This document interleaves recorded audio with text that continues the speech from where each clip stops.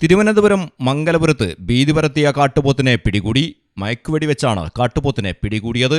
മയക്കുവെടി കൊണ്ട ശേഷം പോത്ത് വിരണ്ടോടുകയും തുടർന്ന് മയങ്ങി വീഴുകയുമായിരുന്നു. പിരപ്പൻകോട് തെന്നൂർ ദേവീക്ഷേത്രത്തിന് സമീപം മയങ്ങി വീണ കാട്ടുപോത്തിന് ആരോഗ്യ പ്രശ്നങ്ങൾ ഉണ്ടോയെന്ന് പരിശോധിക്കും. തുടർന്ന് ഇതിനെ വാഹനത്തിലാക്കി വനത്തിലേക്ക് കയറ്റിവിടും. പേപ്പാറയിലേക്ക് മാറ്റാനാണ് സാധ്യത.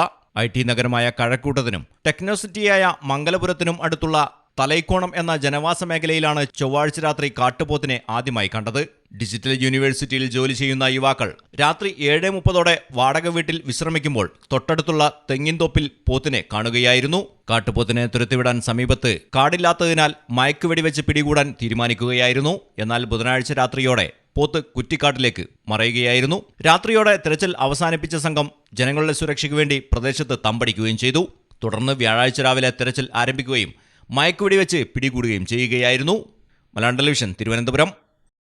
ഇനി നിങ്ങളുടെ വീടുകൾക്കും കെട്ടിടങ്ങൾക്കും മരത്തിനേക്കാൾ വിലക്കുറവിലും മരത്തെ വെല്ലും കരുത്തുമായി ഫെയർടെക് സ്റ്റീൽ വിൻഡോ ആൻഡ് ഡോർസ്. ഫെയർടെക്കിന്റെ മാത്രമായി പ്രത്യേകതകൾ: ഹൈ ക്വാളിറ്റി GA ഷീറ്റിൽ നിർമ്മിക്കുന്നവ, തിരഞ്ഞെടുക്കുവാൻ ആകർഷകമായ ഡിസൈനുകൾ, വിവിധങ്ങളായ അളവുകളിൽ ലഭ്യമാകുന്നു. ഏതു കാലാവസ്ഥയും അതിജീവിക്കുന്നു. ഫ്രെയിമുകൾക്ക് അധിക ചെലവുകളില്ല. ഫിറ്റ് ചെയ്യാൻ വളരെ എളുപ്പം. ഇനി ഫെയർടെക് പ്രൊഡക്റ്റുകൾ ഉപയോഗിക്കൂ. സമയവും സമ്പത്തും ലാഭിക്കൂ. ഫെയർടെക് സ്റ്റീൽ വിൻഡോ ആൻഡ് ഡോർസ്.